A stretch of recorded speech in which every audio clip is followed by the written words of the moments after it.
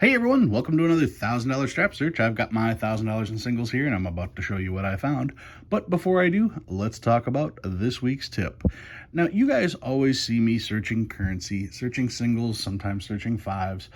You see me bringing out stuff from my safety deposit box, always currency. But I do also have a few coins. Much like most of you guys are always doing coins, and you do happen to have a few notes as well. That's perfectly fine. If you purely do coins, there's nothing wrong with picking up the occasional note every once in a while, especially if it has a good story. If a coin has a good story, that makes me more likely to pick it up. And when you see what I pulled out today, you'll understand why. I'm sure the thumbnail says it all. Anyway, I've got my 1,000 in singles here. Let's slide these out of the way and take a peek and see what I found this week. First of all, found a Where's George. Haven't seen this logo before. This one's pretty interesting. Where's George here? You found a lucky bill. So I will be logging this one in as soon as this video is over because I really enjoy finding Where's George notes and seeing where they've been. Found a birthday note, well, anniversary note, history note from 1492. That would be the 17th of June. I have no idea what the date was when Christopher Columbus supposedly landed at Plymouth Rock. But 1492 is the year that everybody talks about.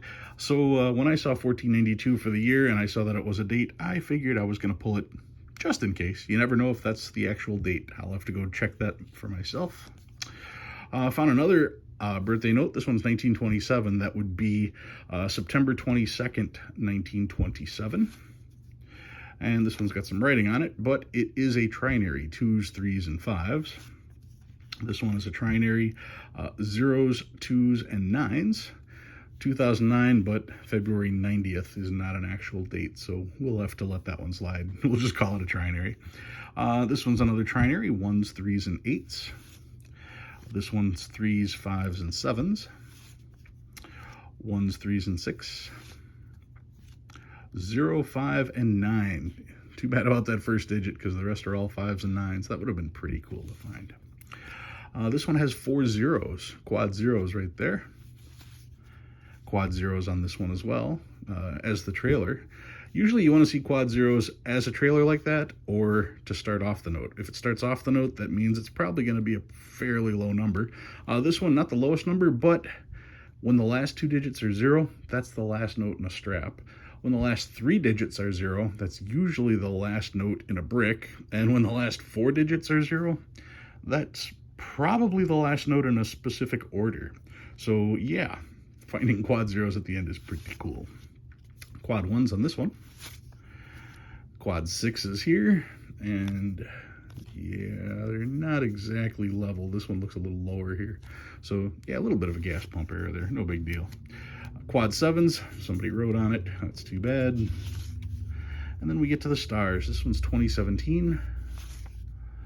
Another 2017. Pretty rough shape on this one as well. A 2013 B. That's one of those New York star notes. Possible for this to be one of the duplicated ones. I will save all these, and wouldn't that be great if I could find 2 of the identical serial numbers?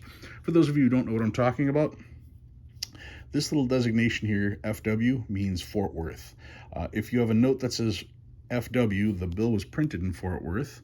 And if you have a note like this one that doesn't say the FW there, that was printed in Washington, D.C. Now, in 2013, when they were printing the New York notes, especially the star notes, they had both Fort Worth and Washington, D.C. both start printing star notes. They didn't tell each place where to start printing. So what happened is you have Fort Worth and Washington, D.C. notes both starting at the same number. Therefore, there are duplicate serial numbers. It's one of the few instances you can actually find 2 identical serial numbers that weren't supposed to be that way. I'm always looking for identical serial numbers, but they'll be from different series. The 2013 New York notes, the star notes, you have a chance to find one from Fort Worth and one from Washington, D.C. with the same serial number. Here's another one here. This one also 2013. Somebody wrote on that. And then we get to some older notes. Now, I really would love to say that this is a solvent error, but I have the feeling this is just dirt. It looks very reminiscent of a solvent error because when you look at it, it does have a blurry look to it. But with all of this other stuff here, most likely that's just dirt on there. So I'm not even going to think for a second as to whether that's an error or not. But a 2003 in fairly good shape, so I decided to keep that one. 1999, a little rough on there. This one is 1995, first shot at a web note. A web note will just have the small little number there. It will not have anything else there. And a web note will also not have this. This will just be blank over here. It'll still have the 10, but it will not have this C2.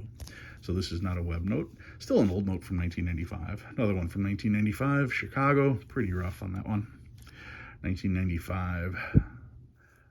Just double checking. Nope, not a web note there. This one's also 1995, also not a web note. And I did have one that is definitely a keeper. It's even in pretty good shape. It's a binary, 44747744. So yeah, I found a binary this week.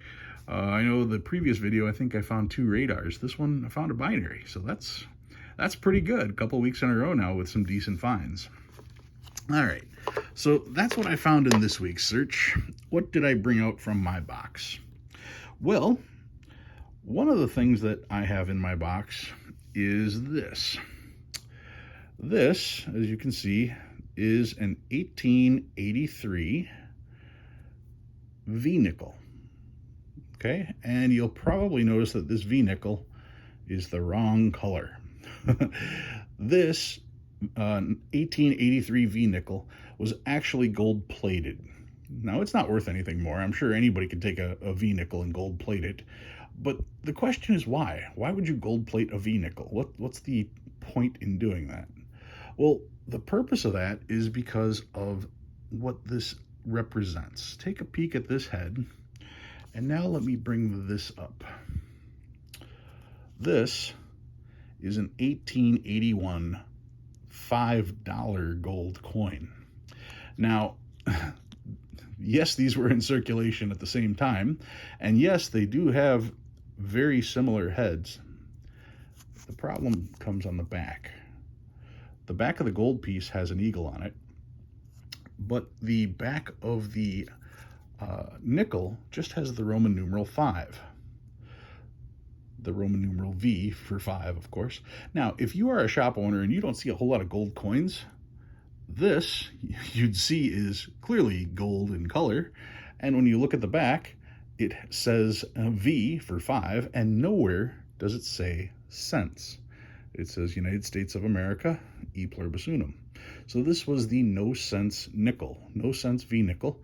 And of course, people would gold plate these and pass them off as one of these gold coins.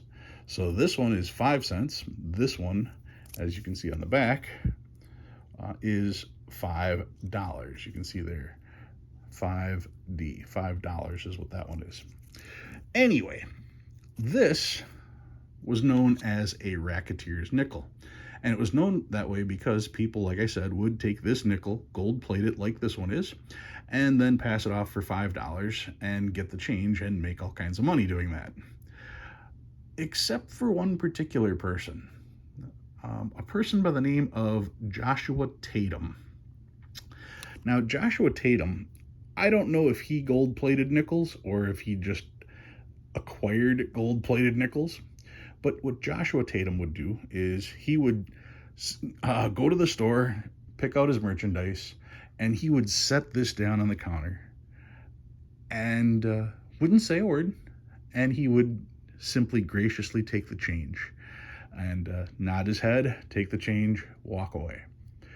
And he was tried in court for racketeering, this being a racketeer's nickel, and he was not convicted, even though he clearly did it.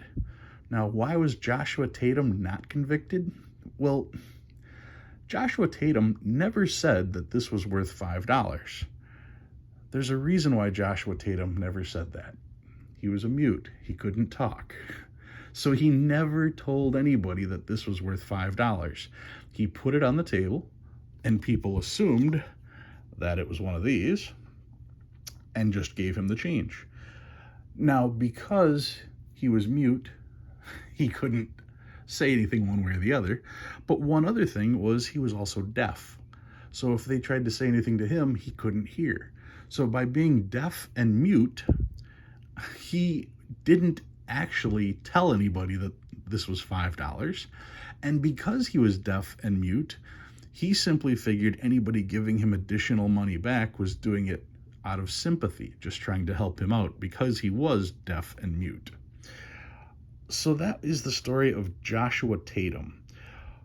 But it doesn't end there. You see, Paul Harvey used to always say, but do you know the rest of the story? What is the rest of the story as far as Joshua Tatum goes? Well, like I said, Joshua Tatum was not convicted of passing counterfeit money. However, his name does live on today, whether you've heard of him or not. Because if you've ever said to somebody when you were joking, oh, I was just joshing you, the Josh you are referring to when you are joshing somebody would be Joshua Tatum, the person who was charged with racketeering the gold-plated no-sense nickels back in 1883. And now you know the rest of the story, to quote Paul Harvey. Anyway, with a story like that, yes, I had to get a racketeers nickel, and yes, I had to go out and get a $5 gold coin just so I could have the two side by side to be able to tell the story properly. Yeah, this one is much shinier than this one is here, but I'm sure back in the day this was probably as shiny as this, and with a little bit of wear this wouldn't be as shiny as well. But that is the whole story of Joshua Tatum just joshing you and the racketeers nickel, the no sense 1883 V nickel. So that's what I've got for you guys this week. If you learn anything new, go ahead and hit that like button. If you like what you see and you want to see more, please subscribe. I'll be back again next week with some more currency. Guys, thank you very much for watching, and I'll see you again next week.